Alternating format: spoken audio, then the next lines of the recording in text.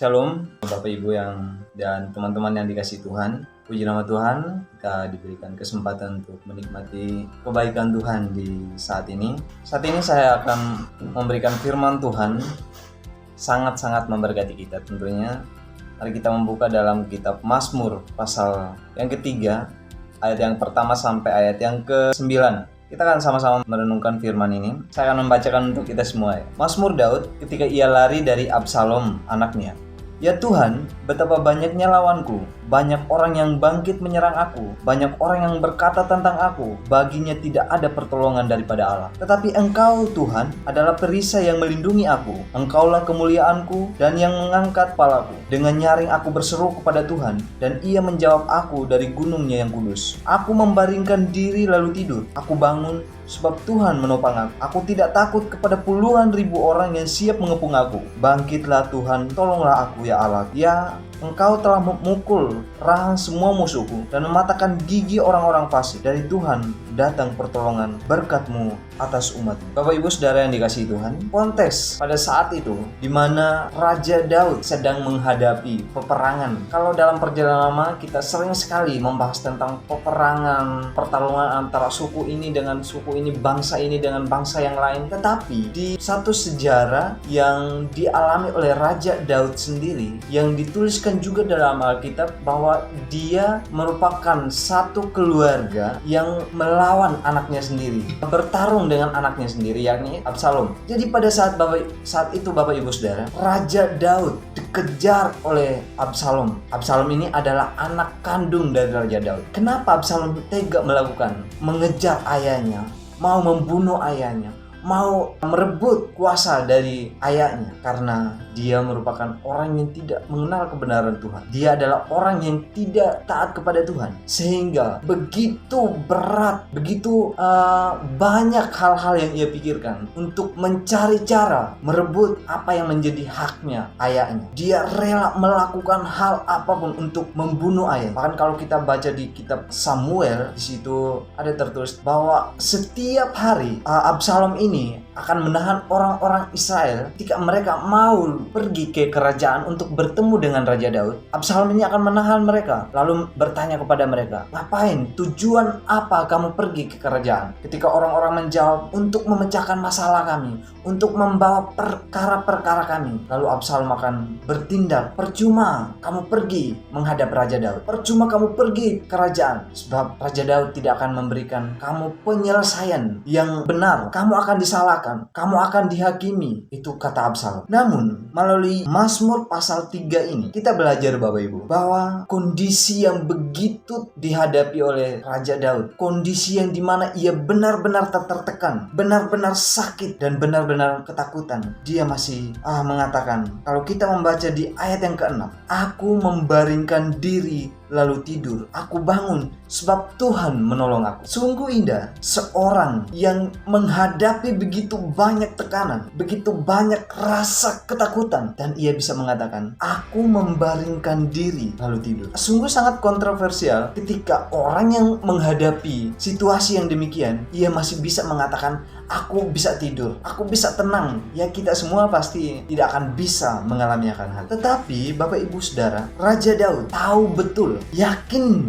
bahwa yang dialaminya, yang dirasakannya pada saat itu adalah cara Tuhan untuk membuat dia semakin bertumbuh. Cara Tuhan membuatnya semakin dekat kepada Tuhan. Meskipun itu sangat sulit. Tidak ada orang yang tidak memiliki rasa takut ketika diperhadapkan dengan kesulitan, dengan keadaan yang sangat-sangat tertekan. Semua pasti mengalami rasa takut. Tetapi di sini yang saya mau katakan, jangan sampai keadaan ketika kita menghadapi masalah, menghadapi pergumulan hidup, kita dikuasai oleh ketakutan, sehingga kita lupa bahwa ada Tuhan yang mampu menolong kita. Itu yang Raja Daud mau tekankan di sini. Bahwa dalam situasi dan kondisi saat-saat seperti ini, Raja Daud masih bisa mengatakan, aku bisa tidur, aku bisa tenang karena ada Tuhan yang menolong. Bukankah kita juga memiliki Tuhan yang sama yang disembah oleh Raja Daud? Lalu kenapa kita dikuasai oleh ketakutan kalau kita memiliki Tuhan yang sama? Memang tidak mudah ketika situasi dan kondisi, ketika kita menghadapi masalah, ketika kita menghadapi pergumulan hidup, untuk kita tetap mengatakan, aku tenang, aku akan tidur dengan tenang. Memang itu susah. Tetapi itu yang Tuhan mau katakan kepada kita, bahwa kita ini berbeda dari dunia. Kalau dunia ketika ada masalah, ketika menghadapi pergumulan, mereka tidak akan tenang. Mereka memiliki kekhawatiran, mereka dikuasai oleh ketakutan. Tetapi kita sebagai anak-anak Tuhan berbeda. Ketika kita menghadapi pergumulan hidup, ketika kita menghadapi situasi dan kondisi yang membuat kita harus menghadapi ketakutan, kita dengan iman mengatakan bahwa itu adalah rancangan Tuhan, itu adalah cara Tuhan. Dan kalau itu adalah cara Tuhan, Tuhan sendiri yang akan turun tangan, Tuhan sendiri yang akan campur tangan, Tuhan sendiri yang akan menguatkan, Tuhan sendiri yang akan menunjukkan jalannya, asalkan kita mengikuti. Jadi Bapak Ibu Saudara yang dikasihi Tuhan, mari terus taruh hidup kita kepada Tuhan, serahkan hidup kita kepada Tuhan. Karena semua orang pasti akan menghadapi masalah, pergumulan. Namun tidak semua orang mampu melewati masalah, pergumulan tersebut. Bahkan banyak orang yang jatuh, banyak orang yang bunuh diri, banyak orang yang depresi karena pergumulan hidup, karena masalah dalam kehidupan. Namun kita sebagai orang-orang percaya, mari kita belajar melalui kehidupan Raja Daud bahwa kita memiliki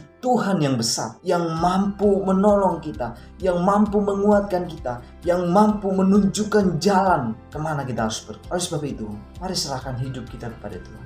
Mari gantungkan hidup kita, letakkan hidup kita kepada Tuhan, agar kondisi dan situasi, masalah dan pergumulan tidak membuat kita jatuh, tidak membuat kita jauh daripada Tuhan. Kembali lagi saya ingatkan bahwa dalam kondisi, dalam situasi seperti yang dialami oleh Raja Daud, bahwa dia harus menghadapi, bertarung dengan anak kandungnya sendiri. Bukankah dia adalah seorang pahlawan? Bukankah dia terkenal bahwa dia bisa mengalahkan terlaksa-laksa orang? Tetapi karena dia adalah orang yang tahu tentang kebenaran, dia mengerti rancangan Tuhan, bahwa dia percaya bahwa itu semua Tuhan izinkan terjadi dalam kehidupannya untuk membuat dia semakin kuat, untuk membuat dia semakin percaya kepada Tuhan. Mari gantungkan hidup kita kepada Tuhan, letakkan hidup kita kepada Tuhan, agar apapun kondisi kita tetap mengatakan, aku akan tenang karena Tuhan di pihak saya. Aku akan tenang karena Tuhan ada bersama dengan saya. Di ayat yang ke-8 di situ dikatakan, bangkitlah Tuhan, tolong aku, ya Allah, ya Engkau yang memukul rahang semua musuhku dan mematahkan gigi orang-orang fasik.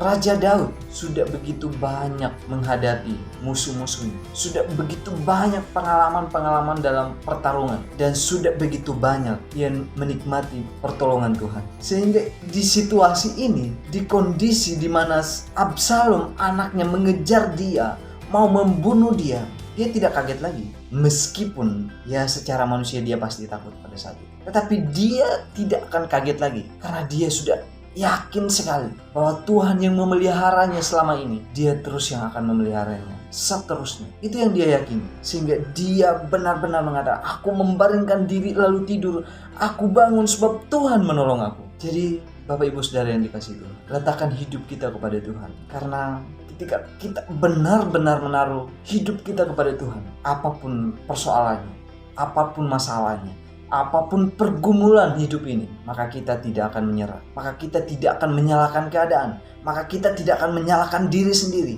dan kita percaya bahwa Tuhan mengizinkan semuanya terjadi untuk mendatangkan kebaikan bagi kita, asalkan kita mengikuti prosesnya Tuhan. Jadi Bapak Ibu Saudara yang dikasihi Tuhan, mari bersama-sama kita belajar seperti Raja Daud yang di tengah-tengah penderitaan, di tengah-tengah situasi yang membuat dia harus takut, membuat dia harus merasakan ketakutan yang sangat besar, dia bisa mengatakan, aku akan membaringkan diri, aku akan tidur. Artinya Bapak Ibu, dalam situasi dan kondisi yang sangat-sangat menakutkan, dia bisa mengatakan, aku akan tenang karena ada Tuhan yang menolong. Aku akan tenang karena ada Tuhan yang memberikan jalan keluar. Jadi mari saya mengajak kita sama-sama belajar untuk terus meletakkan hidup kita kepada Tuhan, untuk terus bergantung kepada Tuhan. Jadi inti firman Tuhan di hari ini, ketika engkau meletakkan hidupmu kepada Tuhan, menyerahkan hidupmu kepada Tuhan, maka engkau tidak akan kecewa lagi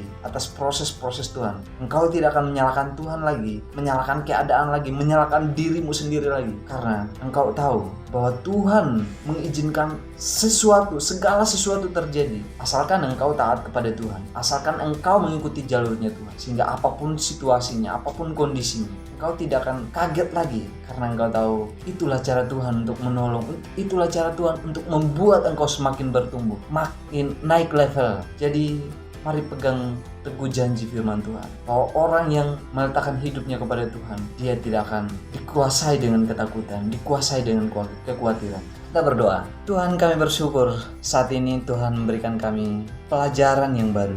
Melalui firman Tuhan, kami diingatkan bahwa kami sebagai anak-anak Tuhan, kami harus benar-benar mengerti bahwa janji Tuhan, firman Tuhan, itu akan digenapi bagi setiap kami ketika kami taat kepada Tuhan. Ajar kami Tuhan untuk terus meletakkan hidup kami kepada Tuhan. Ajar kami untuk terus menyerahkan hidup kami kepada Tuhan. Dan kami pelajari dari firman Tuhan saat kondisi apapun, baik dalam pergumulan, dalam masalah, atau dalam hidup yang menyenangkan, kami tetap percaya bahwa itu adalah cara Tuhan, itu adalah kehendak Tuhan. Jadi kami bersyukur kepada Mulia Tuhan atas semuanya yang Tuhan izinkan terjadi. Biarlah firman Tuhan menguatkan kami, meneguhkan kami, membuat kami semakin intim dengan Tuhan. Meteraikan firman dalam setiap kami ya Tuhan. Di dalam nama Yesus kami berdoa. Amin.